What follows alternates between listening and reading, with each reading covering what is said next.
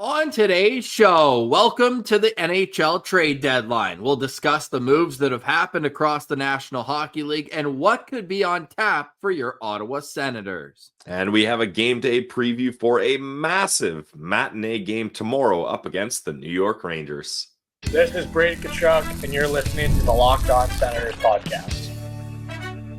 Your Locked On Senators, your daily podcast on the Ottawa Senators. Part of the Locked On Podcast Network, your team every day. Welcome. You are locked on to the Ottawa Senators, the only daily podcast covering the Sens. On the outskirts of enemy territory, I'm Ross Levitan, alongside Brandon Piller up in the Blue Mountains. Today's episode is brought to you by FanDuel. Right now, new FanDuel customers can get $150 in bonus bets if your first $5 bet wins. Just visit FanDuel to get started. Today is Friday, March 7th, and Pilsy, it was another phenomenal night on the out-of-town scoreboard. Yeah, they've been good recently, eh? And some of them closer than others. The Edmonton Oilers, they got it done late for the Sens, beating the Habs in overtime. And then all the other ones worked out great. The Winnipeg Jets beating the Flyers. What were some of the other ones? I don't have it in front of me here. Oh, well, the Red Wings lost to the Utah Hockey Club, despite leading in that game. You had a 3-0 shutout win by the Florida Panthers over the Columbus Blue Jackets. The Flyers lost 4-1 to the Winnipeg Jets. And this is the game I want to highlight. Did you see the ending between the Carolina Hurricanes and Boston Bruins? No, I saw the beginning, but not the end. Well, let me enlighten you. In the final minute of the game, the Carolina Hurricanes scored, but it was called back on offside. So you're like, oh. Then with 18 seconds left, Nikita Zadorov tried a cross-ice pass in his own zone. His stick shatters. Seth Jarvis picks it up and puts it past Joonas Korpisalo with, I believe, 16 seconds left in the game. So they basically lost twice in the final minute. Corpy still getting it done for the Sens. Well, not only that, I mean, this was on Nikita. I mean, it was on the stick, but that kind of high-risk pass with 20 seconds left, don't put in the slot, kids. Get it up the wall, get it out of your zone, and live to fight another day. Unfortunately, the Bruins don't, and that means that the Ottawa Senators wake up here on trade deadline day in a playoff spot. They're tied with the New York Rangers, tomorrow's opponent. As Pilsy mentioned, massive implications in tomorrow's game, but they stay a point ahead of the Detroit Red Wings. They stay 3 points ahead of the Boston Bruins. They've also got 3 games in hand on Boston now. The New York Islanders, Philadelphia Flyers, they're still way back. I mean, the Islanders are 4 points back, but this is a perfect transition into the trades we've seen so far. They're selling. Brock Nelson has been traded to the Colorado Avalanche. Now, credit to Lou Lamoriello and the Islanders. This was a haul they got in return. Cal Ritchie is a can't-miss prospect. Unbelievable player with the Oshawa Generals in the Ontario Hockey League. He's going to be a stud, and they needed more youth in their system. But to me, this is a clear sign that the New York Islanders will not be in the mix come the last couple weeks of April. Yeah, and I mean, they were trying to get a deal done with Nelson to see if he wanted to stick around. Obviously, Lou either didn't like the way the negotiations were going, or the offers on the table to trade him were just too good to pass up. And I think that's probably the scenario here, as they get a first-round pick and conditional third, Callum Ritchie, and Oliver Shillington, which they have already moved on from to the Ducks for future considerations. But I do think that this race is tightening here, and the way that it's such a seller's market, Ross, if you're teams like the Islanders, like the Flyers, and you don't fully believe that your team has a chance to win this year, there's probably some big offers and bidding wars happening for your available players, and they're going to be too good to pass up. So I think teams will start dropping out of the race here as today goes on. I mean, Boston's another perfect example. They make a future type move, moving Justin Brazeau, who's fourth liner. They get a former first round pick in Marat Kusnedinov, and they get a fourth liner in return. Brazeau's a good player, though. Yeah, no, definitely. Yeah, he's 6'5". He can hit. He can do all the things you want in a fourth liner. He's also got 10 goals, 10 assists on the season. We also are awaiting a potential blockbuster. Mikko Rantanen, late last night, it came out that Elliot Friedman said talks are intensifying between the Dallas Stars and the Carolina Hurricanes, but sounds like a potential extension hit a snag. So will that trade get done? I mean, as an Eastern Conference hockey fan, it's not making me mad to see some talented players leave the East and heading west. Yeah, absolutely. I'm with you on that, Ross. Look, the Carolina Hurricanes offered Mikko Rantanen a deal upwards of $100 million. Like, if I don't think he's going to get an extension done with any team, because like the mindset is, well, I've only been in Carolina for a little bit. I don't know if I want to commit long term. So why would he then extend with a team he hasn't even gone to yet? Now, obviously, Dallas Stars, great team, great organization, but I think Mikko Rantanen's going to want to hit UFA and be the guy that gets to decide where he goes and fully have everything in his hands when it comes to contract negotiations. So I don't think a deal is going to get done here for Rantanen. You know that it's very likely that the Dallas Stars play the Colorado Avalanche in the first round of the playoffs. How would that be for a storyline?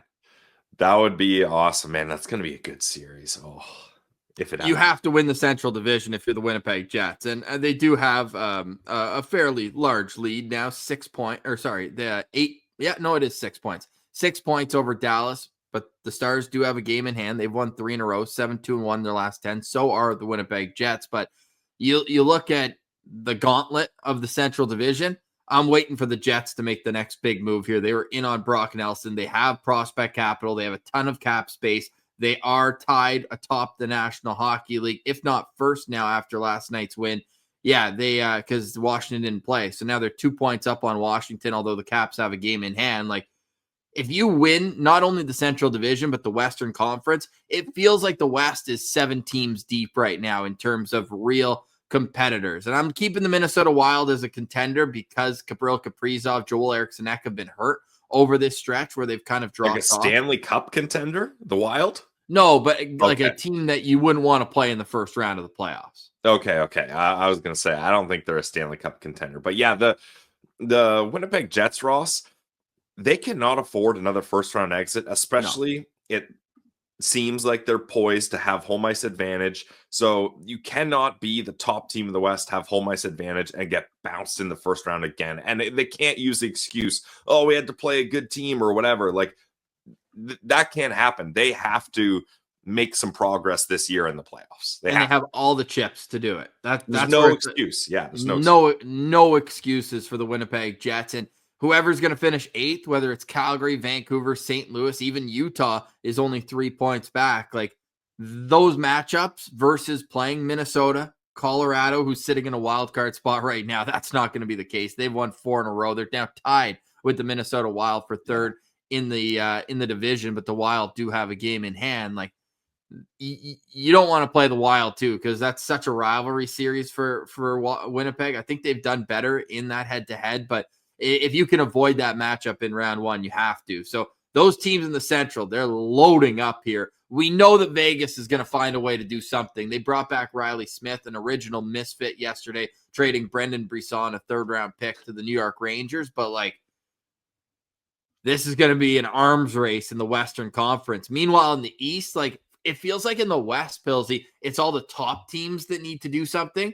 Where in the East, it almost feels like it's the Ottawa, Detroit, Montreal. Who's going to start mortgaging a bit of the future here to make a push and say, this is the year we need to make the playoffs? And I'd argue that your Ottawa Senators are the team that has the most at stake if they miss the playoffs. So does that mean that Steve Staios will find a way to be creative around the cap, be creative around not having as many assets as other teams to make this team better down the stretch? I'm not getting myself excited, Ross. Just this team is so strapped with cap. They don't have a lot of prospects and picks. I'm going to say a team you didn't mention there is going to be the team that makes big moves. I think the Columbus Blue Jackets, this would be a time for them to make big moves. They have, I don't know if this is right on Puckpedia or what, but apparently they have $86 million in cap space? That's not possible. Am I reading that wrong here? But they did, like, they signed James Van Riemsdyk to hit the cap floor before the season. Yeah. What I'm saying is they have an abundance of cap space here. They're way outperforming where they were supposed to be. That's definitely a mistake. I think they got 18.6 million. Yeah. Okay. Okay. Obviously a mistake, but I really do have a lot. Not only did they just hit the cap floor though, Pillsy, like Sean Monahan on LTIR right now, or on IR rather. Goodbranson's $4 million on IR. Like, not only are they already nearing the floor, but they've got almost $10 million on the injured reserve right now. And they've got picks, Ross. They have 2 first-rounders next year for the draft. So, like, this is a team that's poised to make a big push if they want. And I think if you're the Blue Jackets, like, they've only made the playoffs, 3 times in their franchise history? They've only won 1 playoff round in their franchise history when they shocked the Tampa Bay Lightning years ago. Swept them, didn't they? They swept them, yeah. So this would be a year, if I'm the Blue Jackets, that I would make a big push and flex the muscles that they have. That is cap space, picks, and prospects. So TSN Trade Center, that's my go-to on a day like today. We'll be keeping an eye on Claire Hanna, who's covering the Ottawa Senators, friend of the show. But Mark Giordano, longtime NHLer, was on the program this morning. We'll let you know what he had to say about the Ottawa Senators after the break. We'll also look back at the history of the Ottawa Senators on trade deadline the last couple of years and the last couple of times they made the playoffs. What did they do to bolster their lineup? We'll wrap up today's show with a weekend preview. You're listening to Locked On Senators, your team every day. Today's episode is brought to you by our friends over at FanDuel. When the game tips off, the NBA action is just getting started, and there's no better place to get in on the action than FanDuel, America's #1 sportsbook. With FanDuel, you can place live bets throughout the game, so even if you missed that opening tip-off or you want to bet on a fourth quarter comeback, you can stay in on the action. And if you're looking for a bigger payout, you can even combine your live bets into a same-game parlay. I love using FanDuel's live betting feature because it keeps every moment of the game exciting. Whether I'm backing my team for a late game rally or picking a player to hit a clutch 3, I never feel like I missed my chance. Plus, the app is so easy to use. Don't get lost navigating menus and get your picks in quick. And when you win, you get paid instantly. Green numbers, trophies hit your account right away. So right now, new FanDuel customers can get $150 in bonus bets if your first $5 bet wins. Just visit FanDuel.com to join today. That's FanDuel.com for your shot at $150 in bonus bets. Make every moment more with FanDuel, the official sports betting partner of the NBA. Today's episode is also brought to you by our great friends over at Club EG. Whether you're male, female, junior, senior, a good golfer, or a bad golfer like me, doesn't matter, as Club EG has something for you. They have everything to do with the golf world in Ottawa. You can purchase a Club EG membership and play over 60 great courses that Club EG partners with. You can join a golf league, go on golf trips, or even play in the Ottawa Sun Scramble, a 2-person scramble championship. You can tee it up with scoops. It's completely up to you with path you take with Club EG. Just check out clubeg.golf for more information and to learn more about their so many great options that will get you playing more golf this summer. With 60 great courses through Club EG, you have so many options. And as mentioned, their tournaments, leagues, and trips, they're all top notch. You do not have to be a member to take part in any of their events, leagues, or trips. But if you want to play their 60 great courses, you should become a member and golf day in and day out. There's always a great early bird special going on at clubeg.golf right now. That's clubeg.golf. When the weather sucks, close your eyes and picture yourself on so many great courses in Ottawa, all through our friends at Club EG.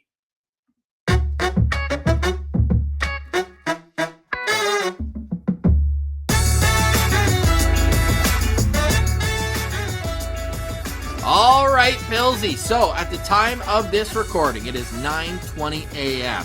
if there is a trade or 2 or 3 or 4 to be made by the Ottawa Senators, we will have bonus coverage for you. So make sure you're subscribed everywhere you get podcasts, including on YouTube and your favorite audio podcast platform. Pilsy, the Ottawa Senators are in a tough spot. We discussed that already. But that's not stopping people in the know from wondering if Steve Staios has something up his sleeve. Yesterday, Scoops, Bruce Garriock, said that the Senators, 4 teams had told him that the Senators are open to doing something big. We've heard the names they're interested in terms of rentals, whether it's Brandon Tanev, whether it's Ryan Donato. But here's what Mark Giordano said. I want your take on this. Ottawa's a team that's been on the bubble, and they're so good. They're such a good young team. And I know, playing with Steve Staios, knowing how competitive he is, I think he'll make a move to get them over the top. What are your thoughts on that? That's a pretty well-respected player chiming in. I mean, that's fun, but I feel like looking at the situation the Ottawa Senators are in, it's easy to make that statement, but how would you get anything done in this trade deadline? It's a seller's market. You're going to be outbid by so many teams. You don't have the assets. You don't have the cap space. The only way they do something big is if they move a core player, and I just think that would be such a mistake right now. I know people are down on Norris and down on Batherson, and there's other guys that they want, but these guys are signed to, especially Batherson, that's a good value contract. Norris, when he plays up to his standard, I believe is worth the value that he's at, especially with the way it slots the centers. Timmy as a number 1, Norris as a number 2, Pinto as a number 3.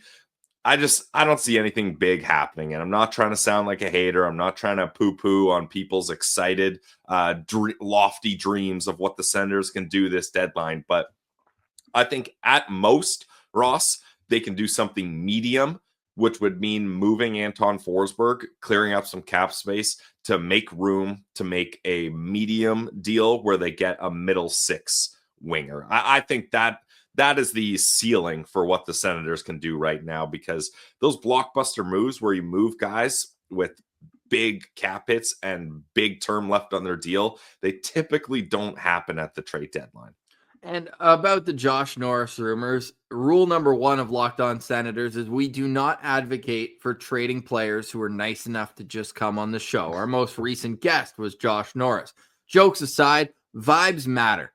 And this team has been together for a long time. They've suffered together for a long time. But now that they've taken a step, it just feels like, as Matt Duchene said once, it'd be a kick in the nuts if they were going to move one of those guys right now. Let them win together down the stretch. We know what the record is when Shane Pinto, Josh Norris, and Tim Stützle are all in the lineup. So unless you know something about the medical status of any of those players and you feel like you can't be confident in them staying healthy down the stretch, those are the 3 centers I want to see the Senators run with for the rest of the season. I think that if you could add a winger to help them, that would be great. A winger who can play center, even better, because then in a pinch, they can move into the middle. I'm looking at you, Ryan Donato. Yep.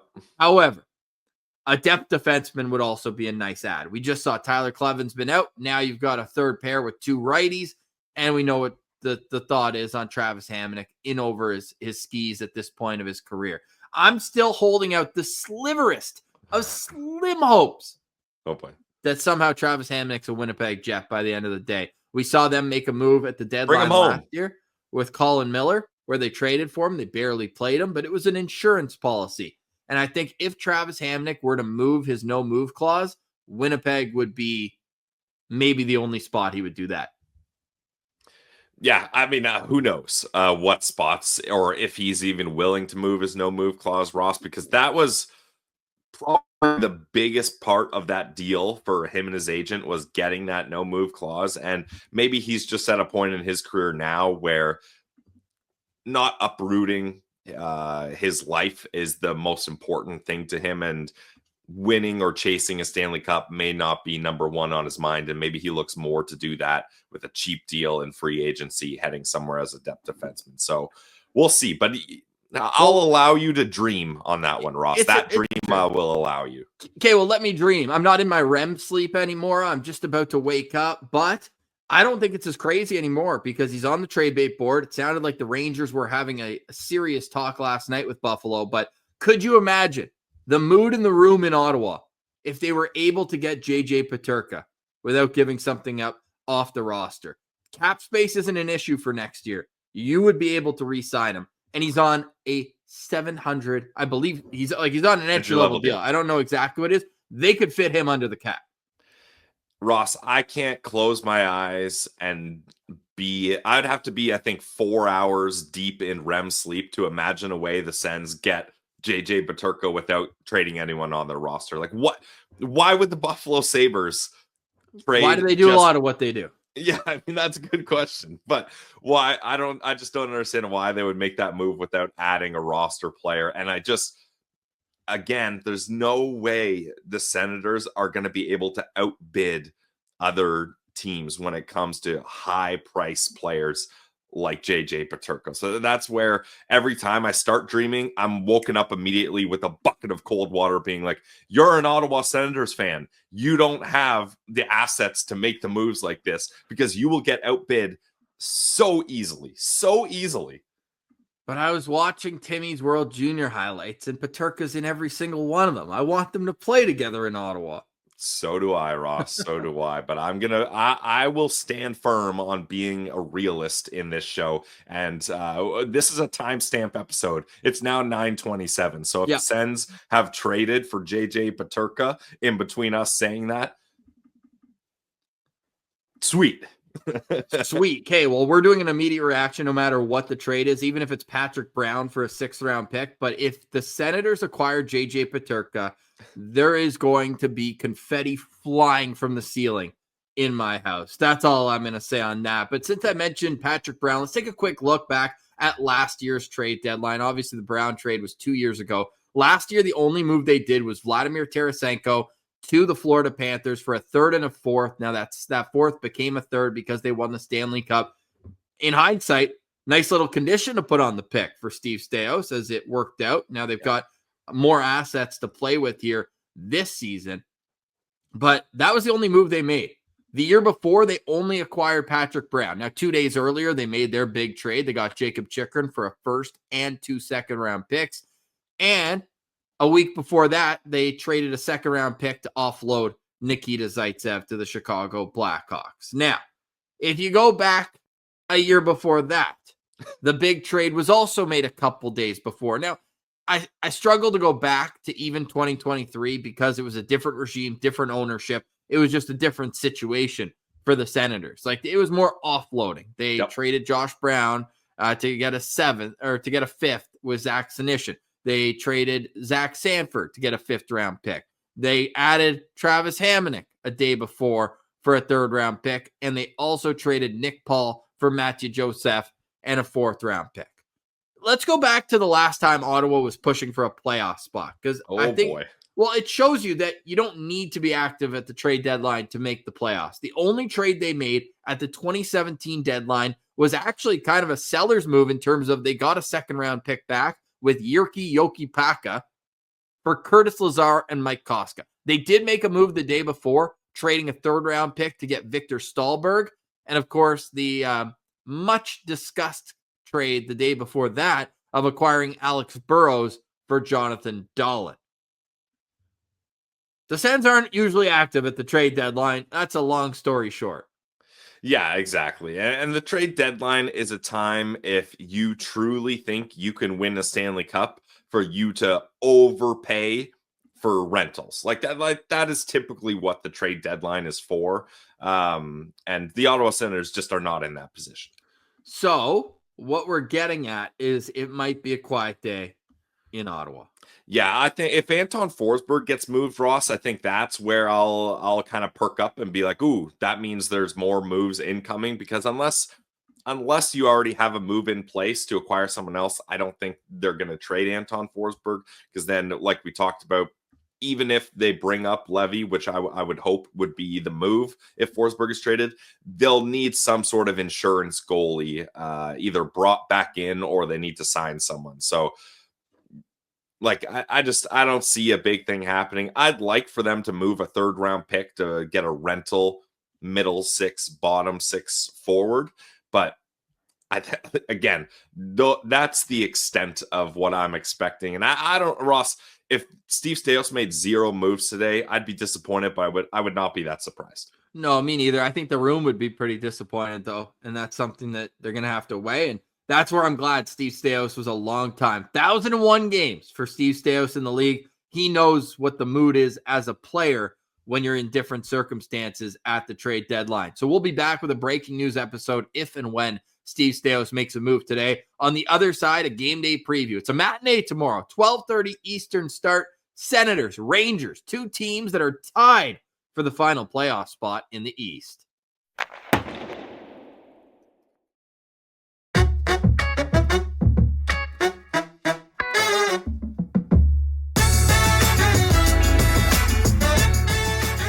All right, Pilsy. So as we await any moves on trade deadline day, let's turn our attention to tomorrow. And I had to put in both of our lineup cards at the bottom a little asterisk. This is pre-trade deadline. So moves can be made. We know the Rangers and Senators both looking to be active. Now, is it realistic? We already discussed, but they are looking. So will I add JJ Peterka to one of these rosters, Pilsy, by tomorrow? Will JJ Peterka be playing in this game tomorrow afternoon?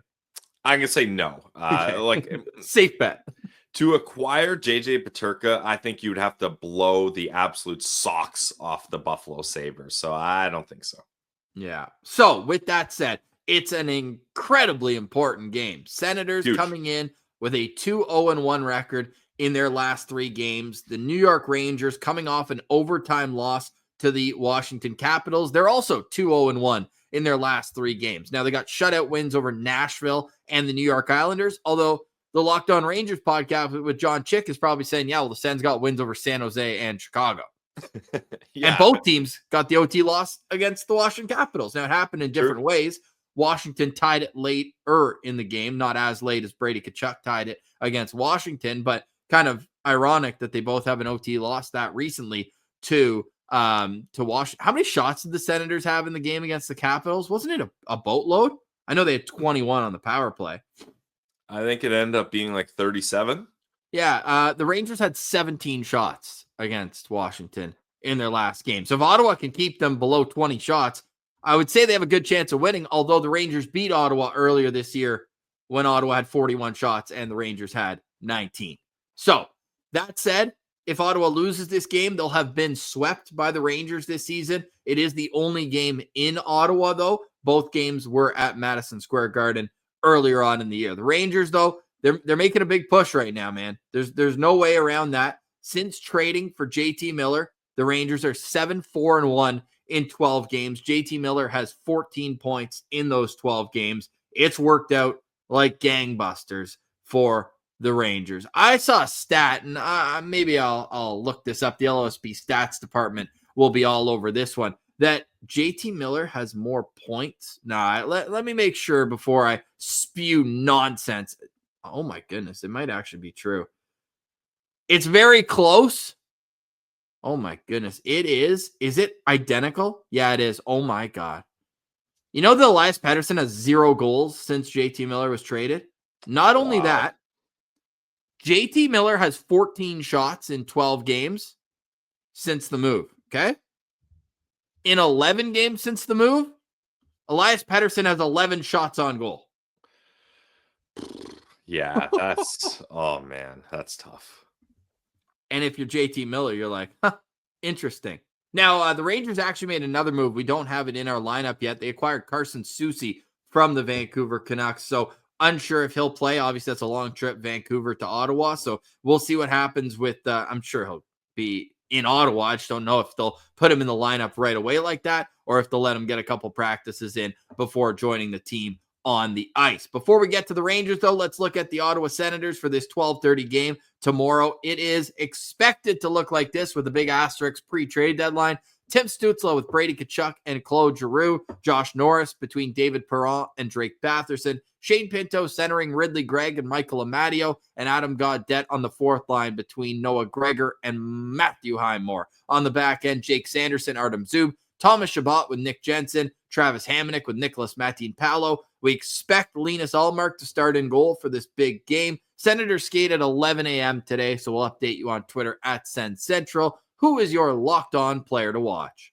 My locked-on player to watch, Ross, is going to be number 12, Shane Pinto. I really believe, and we'll take a look at this when we look at the New York Rangers line, that their bottom six is not a strength of their team. They're very front-loaded, I mean, as most teams are, but I believe that this third line, if they're matched up against the New York Rangers third line, which you're going to have the opportunity to pick the matchups being at home, I think they can do a lot of damage, and that's going to start with Shane Pinto. In his last 3 games, he's got 3 goals. Didn't have a goal up against the Chicago Blackhawks, but did have 3 shots in 16 minutes and 50 seconds. Had 2 goals against the Washington Capitals. And as we know, he had the shorthanded breakaway goal up against the San Jose Sharks. So Shane Pinto, even if you go back a little further, Ross, he was lighting it up. And I really think that he's found his stride here. So I'm going to be locked on to number 12, Shane Pinto. I love that. I'm going to stick in the middle of the ice. We have to talk about Timmy Superstar. Tim Stützle will be my locked-on player to watch. The guy's on a 13-game point streak, and courtesy our friend Everyday Sens, he went into the advanced analytics as well. But let's start with the basic stats. 5 goals, 14 assists for 19 points during this 13-game point streak. He's got the overtime winner coming off a game where he says he played terribly in Chicago. He's got 30 shots on goal in the last 13 games. So he is starting to put the puck on net as much as we would like. He's got 14 hits, 7 drawn penalties, and Pilsy, maybe my favorite stat, I know it's yours, on 77 faceoffs attempts, he's 62% in the dot.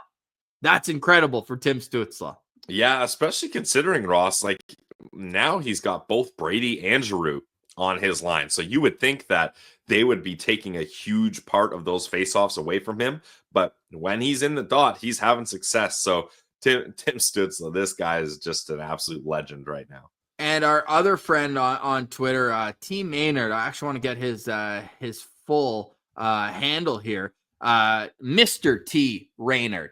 He's got Tim Stützle's faceoff win percentage broken down into 10 game sample sizes. The first 10 games, 29%, then 29.6, then 48, then 43, then 46, and now 61.3 in his last 10 games. So that's a very good trajectory for our young German.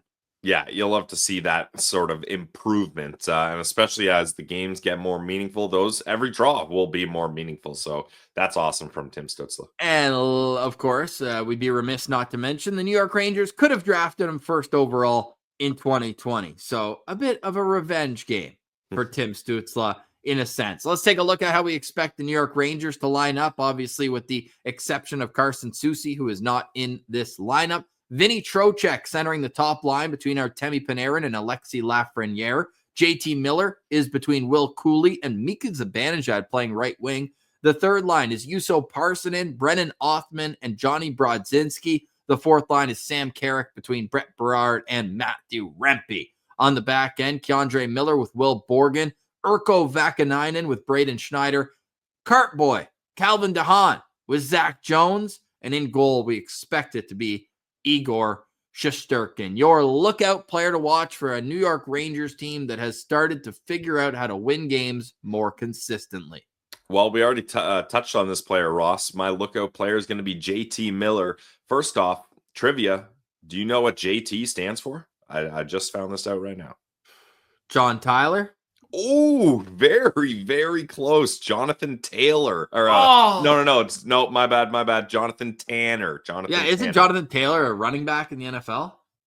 Yeah, but I believe so. Maybe that's why I had the Freudian slip there. Well, JT Miller is going to be running the puck up the ice a bunch with the New York Rangers because he's loving his time in the Big Apple. 14 points in 12 games. He did not get a point up against the Washington Capitals. But Ross, before that, He was on a 6-game point streak.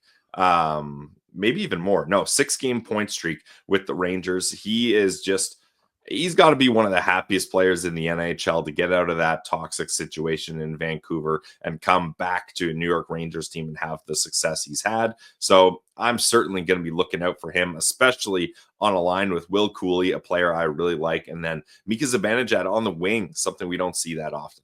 No, we don't see that often. Zibby still dashed 20 on the season, but the points are starting to fall in a little bit more consistently for him. Adam Fox obviously hurt. He's their leading point scorer from the back end, second on the team in points. My lookout player, though, is the guy who leads this team in points by 16, and that is Artemi Panarin. He is always dangerous. Feels like he always dummies the Sens, though, too, if I'm not mistaken on that one. I'll look it up, but it feels like he always has good games against the Sens. He's up to 64 points on the season. And yeah, career against Ottawa. How about 30 points in 24 games? So you got to look out for Artemi Panarin when he's on the ice, whether it's the power play or at 5-on-5.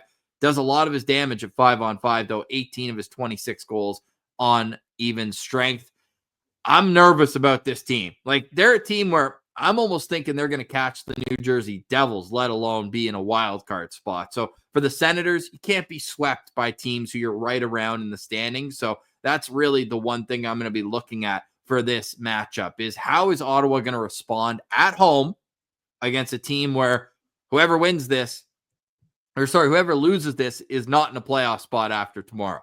And whoever wins it very likely is. So I'm just curious to see what version of a start we get from the Ottawa Senators. We discussed that yesterday of the starts. They had a good start against Chicago, but all of a sudden, 2 goals in 44 seconds, and they were chasing the game a little bit on that side of it. Now, the Rangers aren't a good power play team, which surprises me. 21st in the league on the power play, and obviously having no Adam Fox is going to be a big issue there. They do have a great penalty kill, though. They're 4th in the National Hockey League, clicking at 82.5%. Now, I struggle with the full season stats with the New York Rangers because they've been one of the most active teams on the trade market. JT Miller, Juuso Parssinen, Calvin DeHaan. You look, they moved on from Jacob Trouba. They added Urho Vakanainen on the back end, and they could have Carson Soucy back there too. So they're a team that is very much in flux as this season has developed.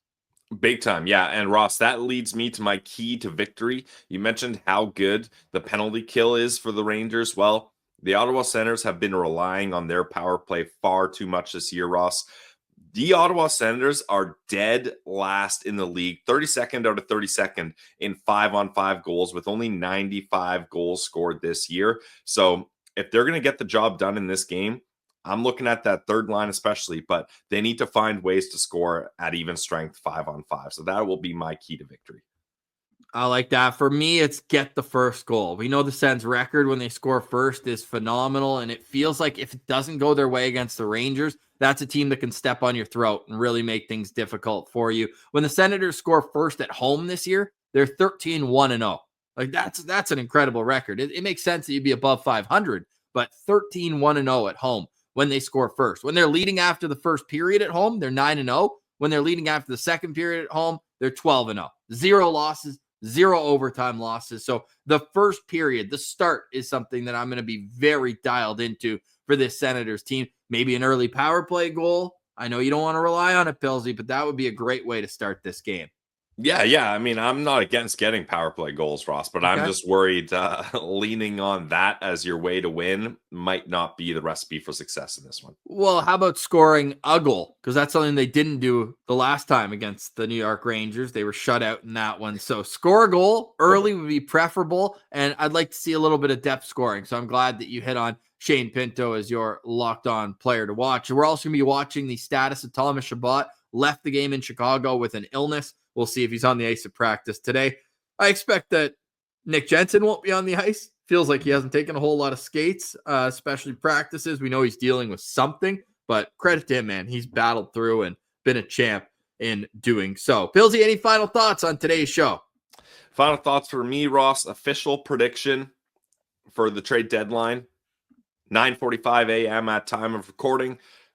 2 trades by Steve Stais. 1 player out, 1 rental player in. Okay. Well, Bruce is ready. He just tweeted out snack center. He's got a banana. He's no offense, Bruce. Those are Claire's snacks. Yeah. He's got the charcuterie board out. You got to respect a little prosciutto on the table at 9:45 a.m. Of course. Scoops. What a guy. I sent him a text. Oh, I almost spilled coffee all over myself. Almost only counts in horseshoes. I sent him a text yesterday, say, come on the show. He came on deadline day last year. He goes, can't. Sorry for being non-committal. I got moving parts. Scoops is busy. You know what? Fair. Yeah. We'll catch up with him later on. We've also got a great guest planned for Monday. Thomas Hickey will join the show ahead of another Amazon broadcast, Senators and Red Wings. Another big game. We're in that stretch, Bills. You mentioned on yesterday's show, this 10-day stretch right now is incredibly critical. Rangers at home tomorrow. Red Wings at home on Monday. At Philly Tuesday. Home to Boston on Thursday. At Toronto on Saturday. And then at Montreal on Tuesday the 18th. Incredible theater coming up if you're an Ottawa Senators fan. And hopefully the first act is today with the trade deadline. We'll be back to break down any and all moves that the Senators make today. For now, we say goodbye. Thank you for watching, listening, and engaging with the show. For Brandon Piller, I'm Ross Levitan. This has been another edition of the Locked On Senators podcast, your team every day.